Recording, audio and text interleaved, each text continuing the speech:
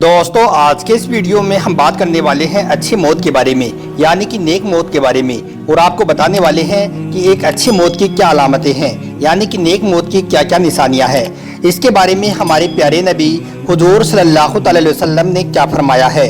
इसलिए यह वीडियो आप सभी के लिए बहुत ही ज़्यादा खास है।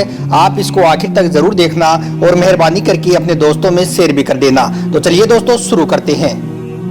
दोस्तों अल्लाह ताला कुरान पाक में इरशाद फरमाता है कि हर जानदार को मौत का मजा चखना है, यानी कि हर जानदार को एक ना एक दिन मरना है।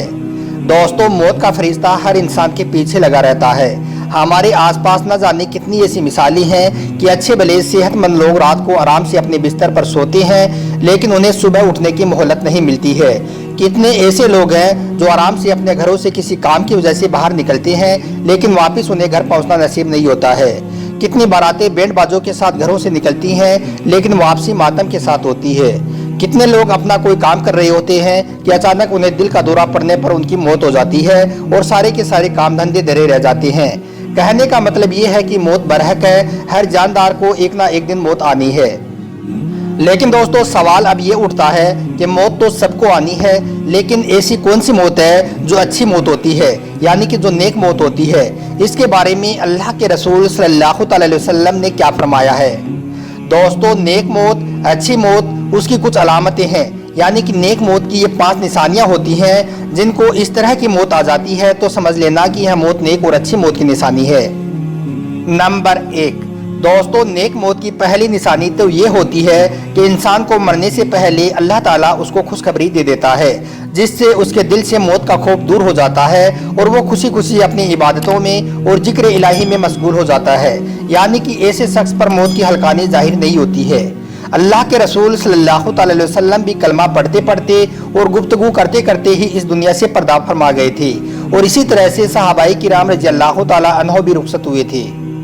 नंबर 2, दोस्तों नेक और अच्छी मौत की दूसरी निशानी ये होती है कि अल्लाह ताला जिसको मौत के वक्त कलमा नसीब कर दे तो समझ लेना कि ऐसी मौत भी बहुत नेक मौत होती है। क्योंकि दोस्तों जिस शख्स को मौत के वक्त कलमा नसीब हो जाए तो समझ लो कि उससे बड़ा खुश नसीब कोई नहीं है। अल्लाह के रसूल सल्लल्लाहु अलैहि वसल्लम ने फरमाया है कि जिसको मौत के वक्त कलमा नसीब हो जाए तो यह अच्छी मौत भी है, और साथ में ऐसा शख्स जन्नत में जाने का हकदार भी है। नंबर 3, दोस्तों नेक और अच्छी मौत की तीसरी निशानी ये होती है कि जिस शख्स को मौत के वक्त उसकी पेशानी पर पसीना आ जाए तो समझ लो कि यह उसके हुस्न खात्मा की निशानी है, यानी कि ऐसी मौत भी बहुत अच्छी और नेक मौत होती है। नंबर 4, दोस्तों नेक और अच्छी मौत की चौथी निशानी ये है कि जिस शख्स को जुम्मे के दिन या फिर जुम्मे की रात को मौत आ जाए, यानी कि जो जुम्मे के दिन या रात को इंतकाल फरमा जाता है, तो तिरमिजी शरीफ की हदीस में है कि अल्लाह ताला ऐसे शख्स को कब्र के अजाब से महफूज फरमाएगा। नंबर 5, दोस्तों नेक और अच्छी मौत की 5वीं निशानी ये होती है कि जिस शख्स को दीन की खिदमत करते हुए मौत आ जाए तो ऐसी मौत भी नेक और अच्छी मौत होती है।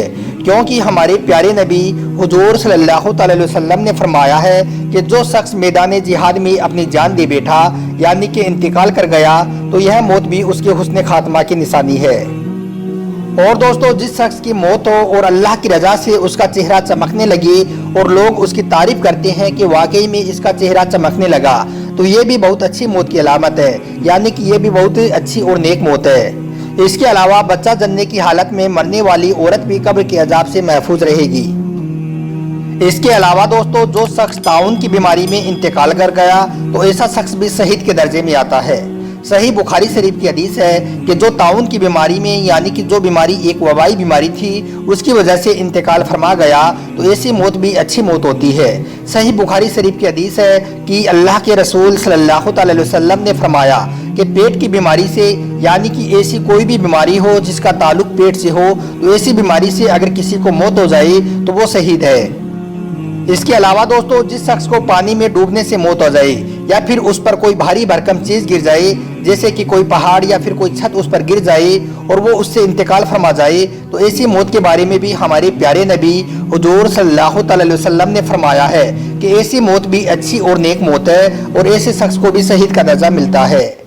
या फिर अगर कोई शख्स आग की चपेट में आ जाए, यानी कि जल कर मर जाए, तो ऐसा शख्स भी शहीद है। और इसके अलावा ऐसी कोई भी बीमारी जिससे इंसान के फेफड़े खत्म हो जाते हैं तो ऐसा शख्स भी शहीद है। दोस्तों आजकल पूरी दुनिया में जो वबाई बीमारी फैल रही है, कोरोना नाम की जो बीमारी पूरी दुनिया में फैल रही है, इस बीमारी की वजह से भी इंसान के फेफड़े और किडनी ये सारी चीज़ें ख़त्म हो जाती हैं। तो अल्लाह के रसूल सल्लल्लाहु अलैहि वसल्लम ने इरशाद फरमाया है कि इस तरह की बीमारी से जो कोई अल्लाह के पास चला जाता है तो ऐसा शख्स भी शहादत का मर्तबा पाता है। दोस्तों मौत का मजा चख लेने के बाद, यानी कि इंसान को मौत आ जाने के बाद उसकी सबसे पहली मंजिल होती है उसकी कब्र।